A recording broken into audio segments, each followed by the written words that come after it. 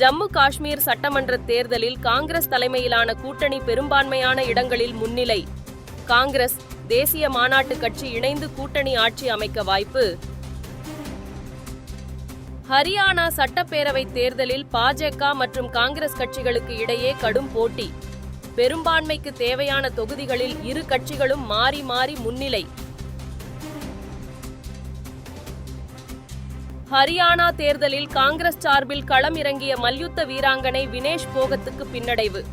ஜுலானா தொகுதியில் பாஜக வேட்பாளர் யோகேஷ் குமார் தொடர்ந்து முன்னிலை. சொத்து வரி, மின் கட்டணம், குடிநீர் கட்டண உயர்வு, சட்டம் ஒழுங்கு சீர்கேட்டுக்கு கண்டனம். திமுக அரசுக்கு எதிராக தமிழகம் முழுவதும் அதிமுக சார்பில் மனித சங்கிலி போராட்டம்.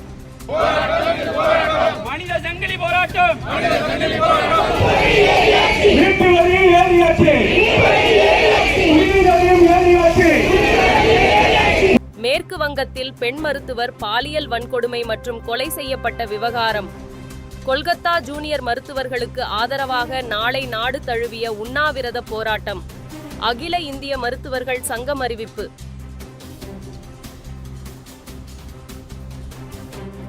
சென்னையில் அமைக்கப்பட்டுள்ள கலைஞர் நூற்றாண்டு பூங்கா நுழைவு கட்டணத்தை குறைக்க வேண்டும். குறைந்த கட்டணத்தை நிர்ணயிக்க அரசு முன்வர வேண்டும். பாமக தலைவர் அன்புமணி வலியுறுத்தல். தங்கம் கடத்தல் மற்றும் ஹவாலா பண பரிவர்த்தனைகள் குறித்து கேரள முதல்வர் பினராயி விஜயன் சர்ச்சை பேச்சு.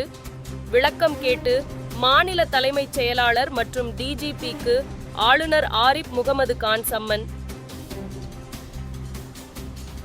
சென்னை தலைமை செயலகத்தில் முதலமைச்சர் மு.க. ஸ்டாலின் தலைமையில் நடைபெற்ற அமைச்சரவை கூட்டம்.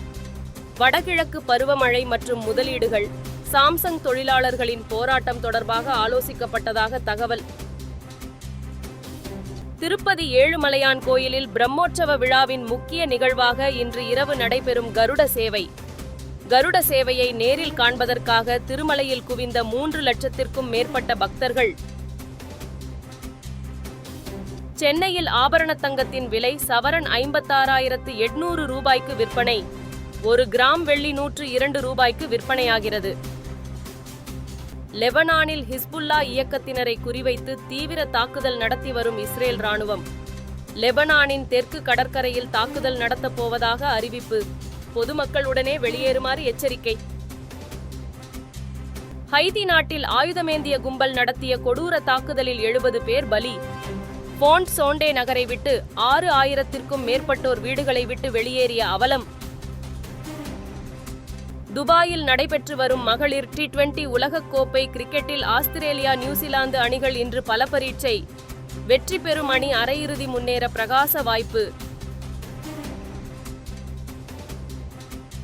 சீனாவில் நடைபெற்று வரும் ஷாங்காய் மாஸ்டர்ஸ் டென்னிஸ் போட்டியில் சுவிட்சர்லாந்தின் முன்னணி வீரர் வாவ்ரிங்கா அதிர்ச்சி தோல்வி. ஆடவர் ஒற்றையர் பிரிவு 2ஆம் சுற்று ஆட்டத்தில் வாவ்ரிங்கா வீழ்த்தி அடுத்த சுற்றுக்கு முன்னேறினார். இத்தாலி வீரர் கோப்போலி